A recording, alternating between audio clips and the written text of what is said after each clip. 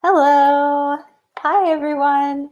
I'm Xandra Robinson-Burns, writer and founder of Heroine Training. Let me know if you're here. Say hi. I want to know who's here and where you're tuning in from. Welcome to Small Things Con. I always like to start whenever I'm going live on a show with sharing my tea. So this is my tea today. It's my manatee and my Edinburgh cup. And I'm having winter tea today from the Covered Market in Oxford, which, as a slight silver lining of a story, I actually got to go and meet my sister in Oxford as an unplanned thing last month because of coronavirus. She was supposed to go to Tokyo from her college program in Chicago, and her trip got rerouted to England. So that's close enough for me to visit her from Edinburgh, and I bought this tea. And who knew it would be extra comforting right now? But if you're also a tea drinker, I would love to hear what you're drinking at the moment, and then we can cheers.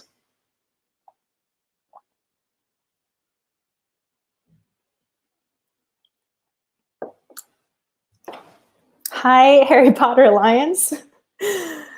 Hello, hot chocolate professional. What a name. Hi, Carrie. Hi, Annabelle. And hi, Morgan. This is really hot right now. Okay, so today's little chat is called a release from achievement, which is what I posted on Instagram a few days ago. And I'd like to start by reading what I wrote there. But first of all, if you're enjoying the Small Things Con, big thanks to the Harry Potter Alliance for putting this together and to keep them going and to keep their joy making and grounding programming like this going. You can go to bit.ly/support Granger 2020 to give what you can and help them keep doing what they're doing. So this one is for the overwhelmed overachievers who are staying at home right now with some extra time to spare. I'd like to offer a release from achievement. You don't have to do anything or complete anything. You don't have to produce something with a capital P. You don't have to finish anything. You can, but you don't have to. Staying in helps tremendously on its own. And for extra credit, you can take care of yourself. So right now, I don't know about you. Actually, like, raise your hand or drop an emoji in the comments if you can relate to this. I've been feeling the urge to take on or lead extra projects, take on extra challenges, when really everyday life is its own challenge, especially at the moment. And as an online sole proprietor, I'm actually conducting business as usual. So I'm very fortunate that my work hasn't been stopped through all of this. So I have just as much work as I had before, plus more when I decide to add extra things in there. So my new aim for this time period is to focus on what achievement means to me, reframing achievement, measuring it in our own individual ways, not necessarily in page numbers read or words written, but if counting helps, of course, carry on. I am embarking on the challenge of no new challenge. And instead, what I'm doing is I'm tracking my achievements as they go. And as a side note, I've copy pasted my notes into my document here, and because it's pasted funny, the emoji of a trophy that I was using as like a bullet point is enormous. So I'm seeing this as a sign that this is the way to go. It's a huge achievement. So some things that I noted when I wrote this were achievement, going outside for a morning walk in place of my usual commute to a cafe, listening to a lovely favorite podcast of mine. Achievement, taking an extra moment to select the right playlist before beginning to work. Achievement, dressing up in my most dramatic top with a statement necklace from Godiva Boutique, support local businesses. This happens to be the dramatic top today. I'm wearing it again. I'm not wearing the statement necklace, as you can see. Achievement, setting a new household rule, no checking the news after 7 p.m. And final achievement, taking breaks to observe the family ghoul, which is our fluffy white dog who's sleeping in the window next to me. So maybe she can make an appearance by the end of this. Upon reflection, what these achievements have in common is that I accepted extra time and spent it in ways that rejuvenate me, not filling the time or passing the time, but receiving it. So I'm going to let that sit for a moment and take a look at what everyone's saying in the chat.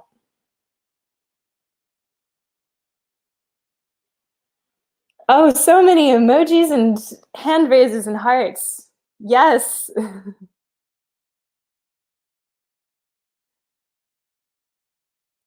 Maria does the tracking too. That's awesome. Achievement, put on pants today. Anna, congratulations. The dramatic top is a designer called Minky, which is from London, and they're doing online orders right now.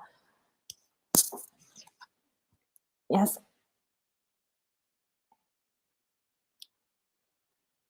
Forcing myself to get dressed. Yeah. I just do that anyway. I work from home a lot anyway, and I've found that getting dressed is like a requirement for me, not only to be more productive at work, but also to make pajamas like my symbol of rest. So I did a podcast episode on this recently on the art life called The Pajama Life, where Grace Gordon and I talked about how we love pajamas. And I also realized that pajamas are extra important for me as someone who works from home. Is like, this is my part of my commute at the end of the day is taking off my day clothes and putting on my night pajamas. Oh, there's so many people here. I can't keep up. I love it.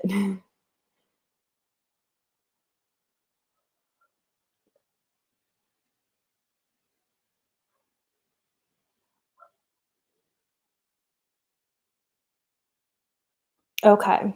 And I have a question, and I see your question. I'm going to circle back to it at the end. Thank you. Okay. So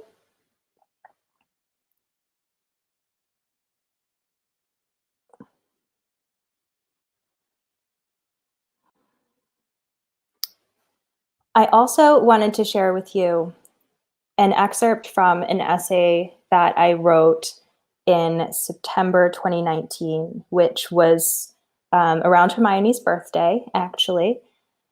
And the essay was called Just Lying on the Rug. And I recently pulled it out to record for a virtual open mic that my local bookshop has put on, and realized that it's really interesting to reflect on what my headspace was like only a couple of seasons ago and what kind of time I have now, or what kind of perspective I have now. So this is an excerpt from that essay.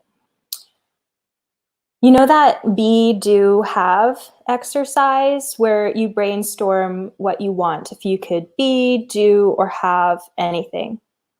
I've always found the be part challenging. I don't need to be anyone. I just want to be. I want to be in my life with enough space to enjoy its corners, to feel my life, not just do or have, but be fully. Be in the present often enough to witness it, just lying on the rug. When I say to be your own heroine, what I mean is just be. Be your own heroine by being. I love a routine. It's easy to get fixated on the list of steps and forget the ritual. A routine is a cyclical, rhythmic way of being. Habits are life on autopilot, but when we choose them intentionally, they are the best little parts of our lives. I'm working on a different kind of habit, a habit of not working. Be more, do less.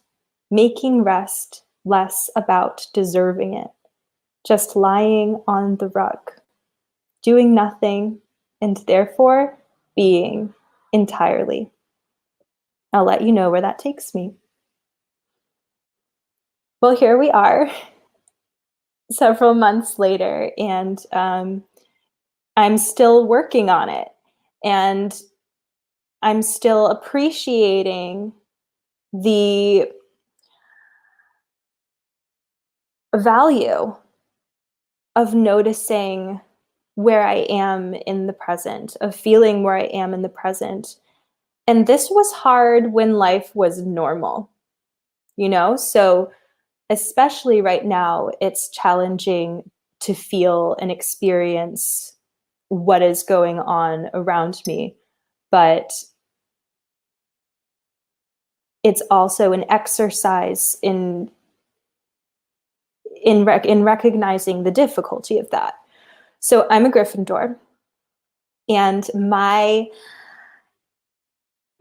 instinct is to jump into action without really thinking things through. We're all familiar with the Gryffindor way of thinking through the many great examples we have in the Harry Potter series. And something that Gryffindors are also having to face in the Harry Potter series is the issue of just staying put sometimes, where we circle back to the Dursleys at the beginning of every book, where Harry is stuck in a room, in a terrible room, for an entire summer every year. And then, of course, we have Sirius Black, who really struggled with staying at Grimmauld Place when that was clearly the most logical, sensible thing for the time being. But because there wasn't an end in sight, and because he was who he was, that proved to be more challenging than the battle itself. So what I'm recognizing right now is that I'm not only doing enough in not taking on extra and not distracting myself with more projects. That is actually hard, and that's a worthy challenge on its own. And I want to address your question, she asked, how can we not take on more challenges when we're being asked professionally? And that is really tough, especially when there isn't that spatial boundary between ourselves and our work right now, which means that boundary is going to be even more important to define. And that can be in small, subtle ways, or it might have to be in bigger ways of saying no when the time is right. But now is an opportunity to define what are some ways that we can disconnect from work what are some ways that we can say, I've done enough, and knowing where your personal limits are. And for me, sleep is important, and knowing that like knowing what is required for me to get a good night's sleep. And part of that was instilling the 7 p.m. News rule, which has really actually gone back a few hours. It's really like an after dinner, knowing that I can, when is the best time to optimize my energy? When am I best prepared to receive information and act upon it?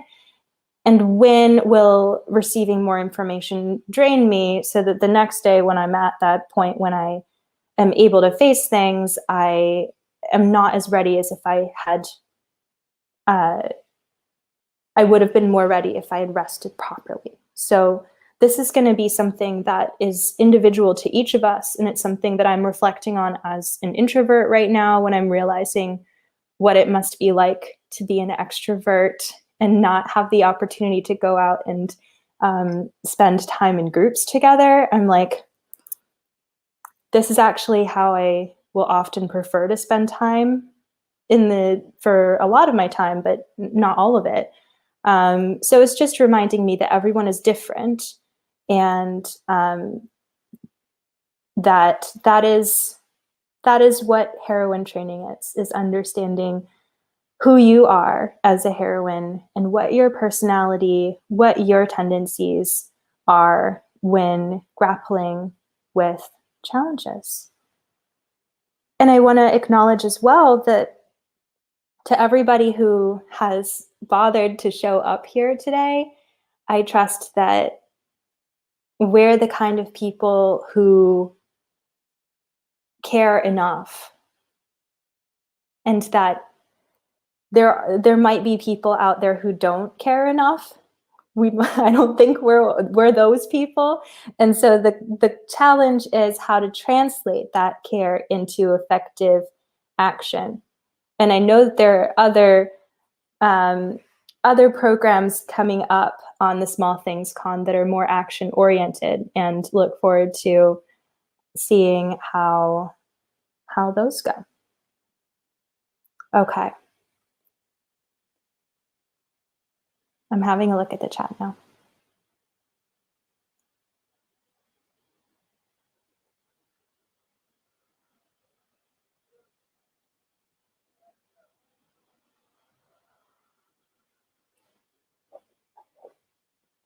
Cheers, C, with your green tea.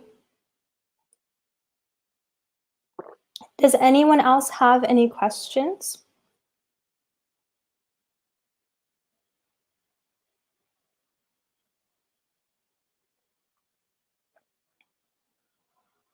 A different Anna says, my entire brain is screaming that I'm not doing enough around the house since I'm here all day, and that's one hard thing to turn off in order to have time with the kids.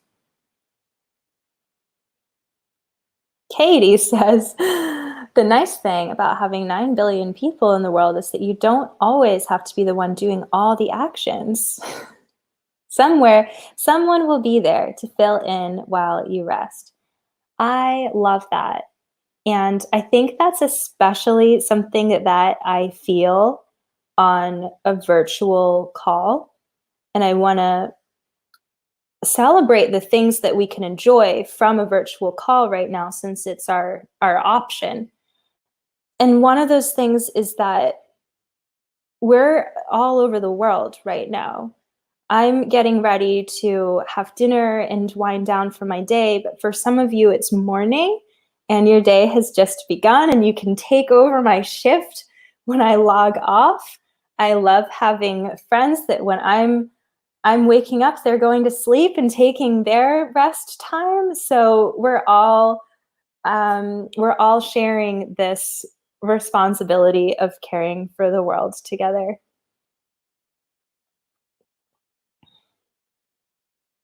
So many cool Annas. I'll agree with that. So want to share one more thought to leave you with today. And that's a question. What is the story you want to remember?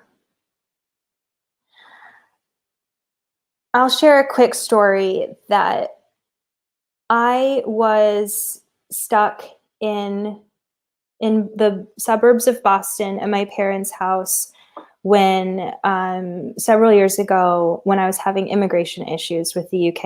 I was due for my passport to come back, and the deadline passed for when I was expecting it to be cleared, and I had to cancel my flight. I had to cancel my summer job, and I was just waiting for it to come. And it it was hard. And my immediate reaction was, well, while I have this time, let me try to work through my bucket list. Let me try to do these things. And I don't actually even remember very many of those things that I accomplished.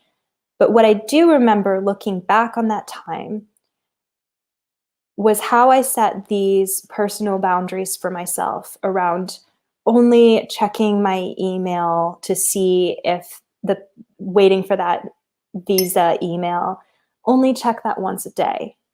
And that was super hard. But knowing that I felt better when I checked it only once a day because it was out of my control. And I could feel the disappointment every time I checked and it wasn't there. It was in learning that something that really helped me was drawing a tarot card every day. And I shuffled the deck really well, and I kept drawing justice. And the description for this was, you are facing bureaucratic issues right now. And I was like, yeah, but tell me what to do. And actually, just the validation, just the acknowledgement from the card that, like, this is the situation. Like, somebody, I see it too. Just like having that comfort, that it turned into a comfort.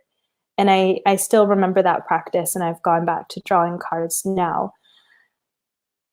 That's what I remember about that time. I remember how my family threw me a surprise party at home the day that I was supposed to be flying to the UK. They set up my favorite restaurant in Oxford is called Atomic Burger, and it's this cheesy, geeky diner that has like superhero memorabilia and Star Wars memorabilia, and all of the menu is inspired by geeky things. And they brought down all of our nerdy collections in the dining room and set up like a surprise Atomic Burger party for me, which was like even more memorable than if I had gotten to go to the restaurant itself. But those are the things that stand out to me when I think about that time. I can't remember the various goals that I set, that I completed, even though I know that I completed some of them, because even if it wasn't even fulfilling by the end of it, I was like, I set this list, I'm going to finish this list. So what is the story you want to remember? And maybe ask that every day, because at the moment for me, every day feels like a week. And so I change my mind every day, and my energy levels are are different every day. And so it's okay for that story to change. It's okay for each day to be a chapter in that story, with the knowledge that experiencing this now can lead to a telling later on, even if it's years in the future. Thank you for joining me at our Small Things Con little get together today. It's so wonderful to hang out with you.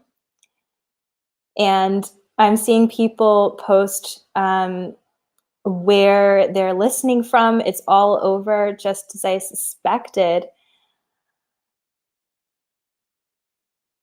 there's another Anna who's asking another question that I want to touch on briefly. How do you balance connecting virtually and making sure you take time to yourself? I feel like I always have to be reaching out. I want to ask for some clarification. So what do you mean by I feel like I always have to be reaching out?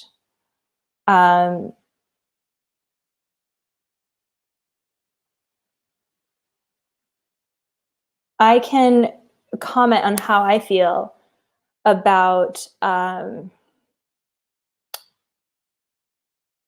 like reaching out to my friends and realizing that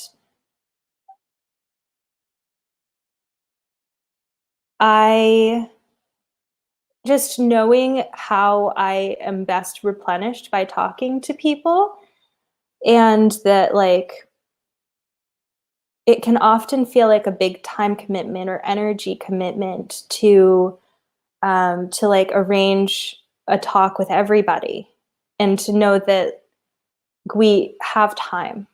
We don't have to do this immediately. We don't have to connect with everyone immediately, because I'm certainly going through my mental Rolodex of all of my friends in different parts of the world that I'll check in on during natural lapses throughout the year. But at the moment, I'm like, how's everyone doing? So this is something that I don't have an exact answer to right now, but I think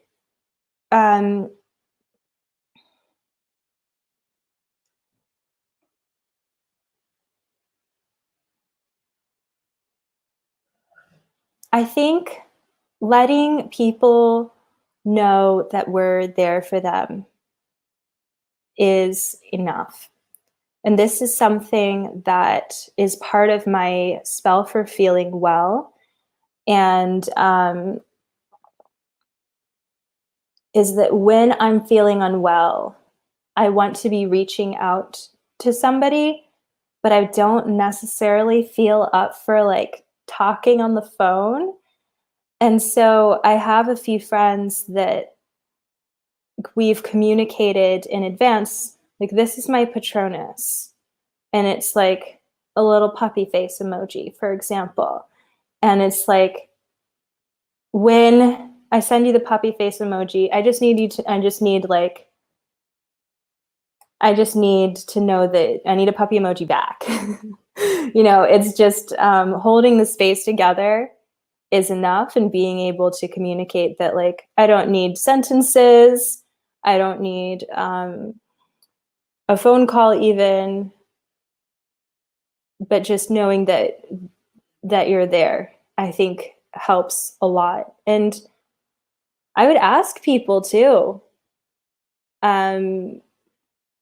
is say, like, I am not really up for talking to everybody, but how can I balance that with being a supportive friend? I think if we communicate, then that's something.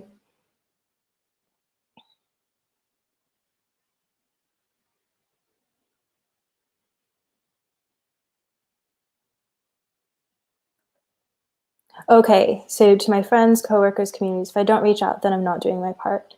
Yeah. I think in short, I'll say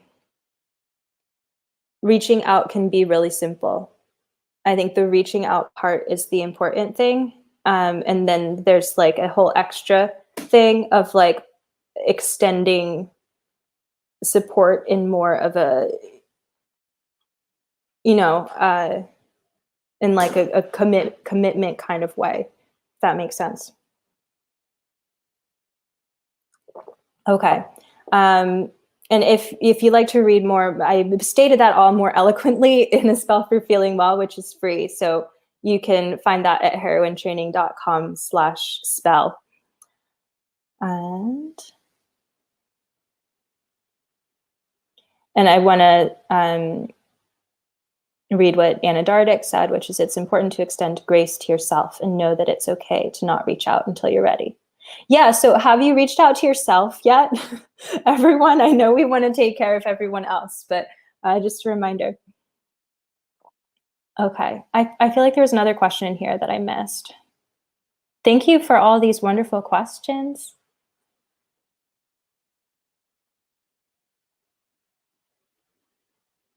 Oh, there's so many thank yous. Wow. Okay, Katie asks, do you have any books or other reading you recommend around this topic? Well, now that I've moved on, I don't remember what the topic was. Katie, can you remind me what the topic was? In general, there are 3 books that I'm thinking about right now, and I might do a YouTube video on this if that's interesting to people. I'll wait for Katie to clarify. Yeah, have you reached out to yourself yet?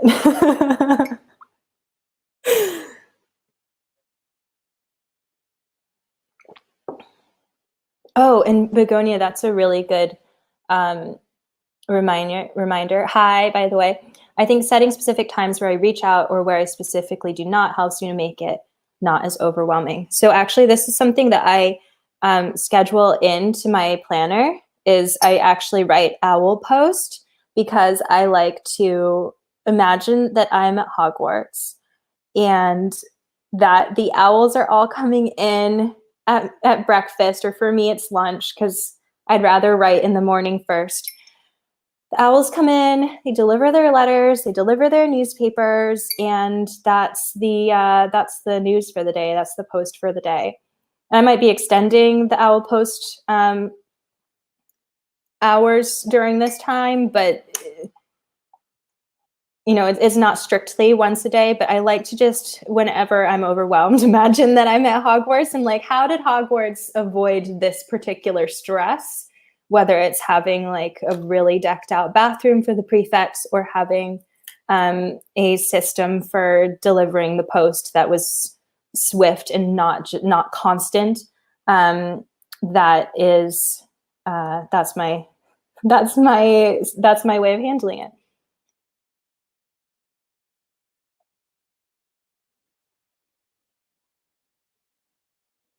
Cool.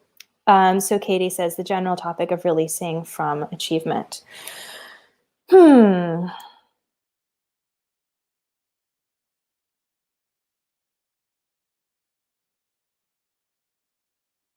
So yeah, I was just checking in with the recommendations I was going to give anyway, and they still stand. So my nonfiction recommendation is one that Grace recommended to me. It's called How to Do Nothing by Jenny Odell, and it has a gorgeous floral cover. It is not actually about how to do nothing, but about lots of different case studies.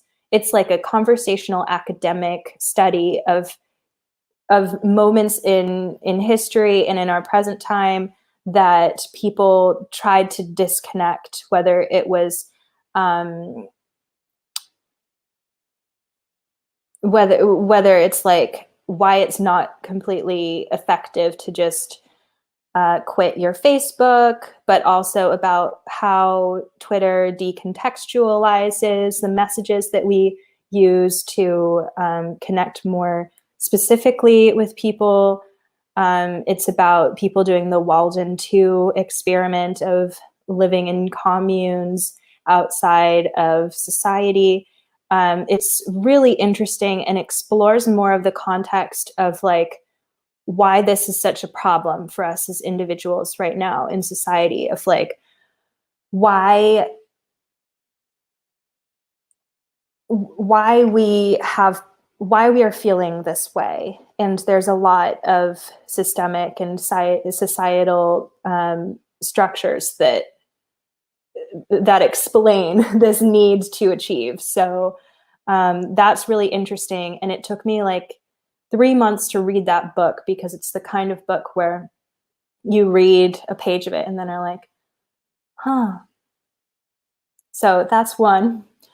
And then my other book that I'm recommending to everyone right now whether you've read it before or not, is Little Women by Louisa May Alcott.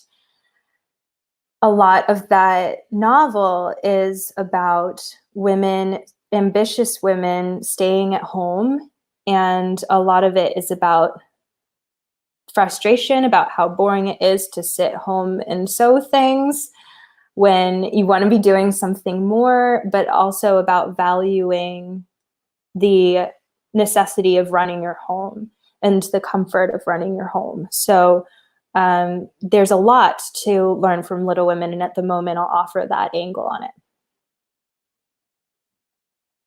Okay, well, I want to leave you with one more final thought, which is a reminder that magic will find you wherever you are. And at the beginning of book 1, when Harry was living at the Dursleys for all of his childhood, and then he started to get contacted by Hogwarts, the Dursleys tried to take him away from that, and they traveled out to the hut on the rock. They traveled out to where they couldn't be seen or found, and Hogwarts still found them. Hagrid still tracked them down. So we may seem far apart, but magic will always reach us. This has been a release from Achievement. I'm Xandra Robinson-Burns from Heroine Training. I don't know if you can hear my dog taking a sip of water in the background. If you've enjoyed this program, if you're enjoying the Small Things Con, please consider giving what you can to the Harry Potter Alliance at bit.ly/support Granger 2020. And as for my work, I run a virtual community called Everyday Wonderland. I have been running this for a while now, but it seems especially relevant right now to have a place that's dedicated to discovering the magic of your daily life away from screens. And it takes the time commitment of 1 minute per week of your time. Because when you can find wonder in your surroundings, you can find it anywhere.